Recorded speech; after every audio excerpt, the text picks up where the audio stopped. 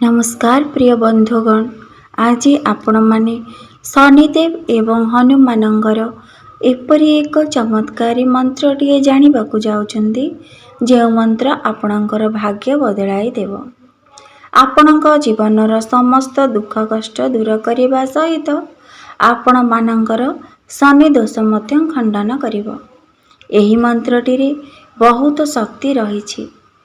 जदि आपण श्रद्धा और विश्वास रे एही मंत्रटी जप करती सच मनरे सच्चा हृदय रे आपणकर समस्त मनस्कामना पूर्ण होइताए। एही मंत्र रे बहुत शक्ति रहिछि। आपण माने शनिवार दिन एही मंत्रटी लाल वस्त्र पिंधि चामेली तेल को दीप रे व्यवहार करी दीपटीए जळेई एही मंत्रटी जप करंतु। बहुत शक्ति रहिछि एही मंत्रटी रे। आपणक जीवनर समस्त दुख कष्ट दूर करिब एही मंत्रटी। आपण माने प्रभु हनुमान एवं शनिदेव को संतुष्ट करिबा पाई सच्चा हृदय रे विश्वास रखी मनरे एही मंत्रटी जप करंतु। समस्त मनस्कामना पूर्ण हेबो। मनरे विश्वास थिले सबु असंभव मध्य संभव होइथाए। भगवान को प्रति आस्था रखिले विश्वास रखिले भगवान समस्तिंक मनस्कामना पूर्ण करथान्ते। भगवान केवल भक्तर मनर विश्वास ही देखंती।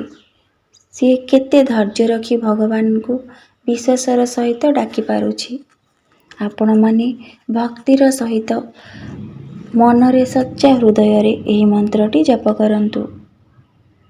आपणकर समस्त इच्छा पूर्ण हेबा सहित आपणकर सब संकट टळिजिव। शनि दोष मध्य खंडन होइताए एही मंत्र रे। जदि भिडियोटी भल लागुथाए भिडियोटी को लाइक करी चैनलटी को निहाती सब्सक्राइब करिवे। कमेंट बॉक्स रे जय शनिदेव जय हनुमान निश्चिंत लिखिवे। मंत्रटी हेउछि ओम निरंजनं समाभासं रविपुत्रं यमाग्रजं छायामार्तण्ड संभूतं तं नमामि शनिश्चरम्।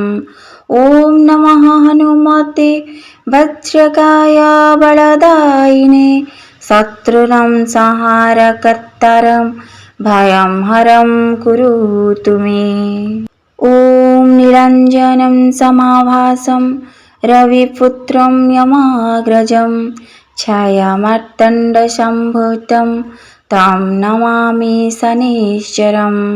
ओम नमः हनुमते वज्रकाय बलदायिने शत्रूणां संहारकर्तारं भयं हरं कुरुतु मे। ओम निरंजनं समाभासं रविपुत्रं यमाग्रजं छायामार्तण्ड संभूतं तं नमामि शनिश्चरम्। ओम नमः हनुमते वज्रकाय बलदायिने शत्रूणां संहारकर्तारं भयं हरं कुरुतु मे। ओम निरंजनं समाभासं रविपुत्रं यमाग्रजं छायामार्तण्ड संभूतं तं नमामि शनिश्चरम्। ओम नमः हनुमते वज्रकाय बलदायिने शत्रूणां संहारकर्तारं भयं हरं कुरुतु मे। ओम निरंजनं समाभासं रविपुत्रं यमाग्रजं छायामार्तण्ड संभूतं तं नमामि शनिश्चरम्। ओम नमः हनुमते वज्रकाय बलदायिने शत्रूणां संहारकर्तारं भयं हरं कुरुतु मे। ओम निरंजनं समाभासं रविपुत्रं यमाग्रजं छायामार्तण्ड संभूतं तं नमामि शनिश्चरम्।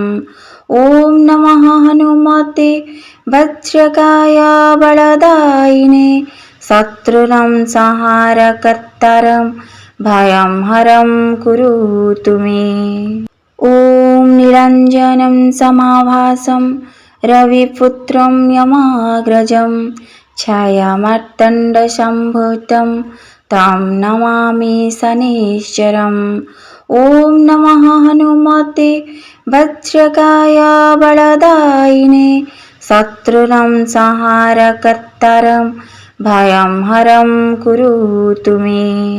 ॐ निरञ्जनं समाभासं रविपुत्रं यमाग्रजं छायामार्तण्डसम्भूतं तं नमामि शनैश्चरम्। ॐ नमः हनुमते वज्रकाय बलदायिने शत्रूणां संहारकर्तारं भयं हरं कुरुतु मे। ॐ निरञ्जनं समाभासं रविपुत्रं यमाग्रजं छायामार्तण्डसम्भूतं तं नमामि शनैश्चरम्। ॐ नमः हनुमते वज्रकाय बलदायिने शत्रूणां संहारकर्तारं भयं हरं कुरुतु मे। ॐ निरञ्जनं समाभासं रविपुत्रं यमाग्रजं छायामार्तण्डसम्भूतं तं नमामि शनैश्चरम्। ॐ नमः हनुमते वज्रकाय बलदायिने शत्रूणां संहारकर्तारं भयं हरं कुरुतु मे।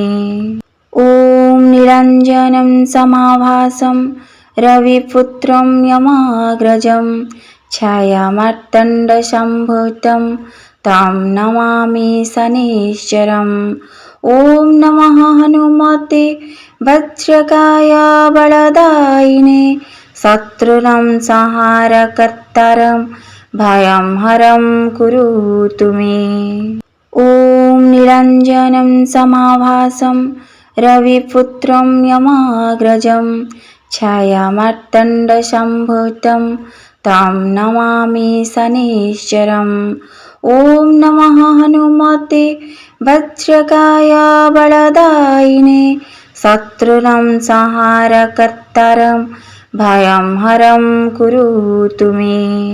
ॐ निरञ्जनं समाभासं रविपुत्रं यमाग्रजं छायामार्तण्डसम्भूतं तं नमामि शनैश्चरम्।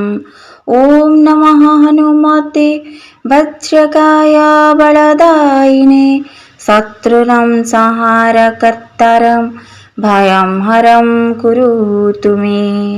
ॐ निरञ्जनं समाभासं रविपुत्रं यमाग्रजं छायामार्तण्डसम्भूतं तं नमामि शनैश्चरम्। ॐ नमः हनुमते वज्रकाय बलदायिने शत्रूणां संहारकर्तारं भयं हरं कुरुतु मे। ॐ निरञ्जनं समाभासं रविपुत्रं यमाग्रजं छायामार्तण्डसम्भूतं तं नमामि शनैश्चरम्। ॐ नमः हनुमते वज्रकाय बलदायिने शत्रूणां संहारकर्तारं भयं हरं कुरुतु मे। ॐ निरञ्जनं समाभासं रविपुत्रं यमाग्रजं छायामार्तण्डसम्भूतं तं नमामि शनैश्चरम्। ॐ नमः हनुमते वज्रकाय बलदायिने शत्रूणां संहारकर्तारं भयं हरं कुरुतु मे। ॐ निरञ्जनं समाभासं रविपुत्रं यमाग्रजं छायामार्तण्डसम्भूतं तं नमामि शनैश्चरम्। ॐ नमः हनुमते वज्रकाय बलदायिने शत्रूणां संहारकर्तारं भयं हरं कुरुतु मे। ॐ निरञ्जनं समाभासं रविपुत्रं यमाग्रजं छायामार्तण्डसम्भूतं तं नमामि शनैश्चरम्। ॐ नमः हनुमते वज्रकाय बलदायिने शत्रूणां संहारकर्तारं भयं हरं कुरुतु मे।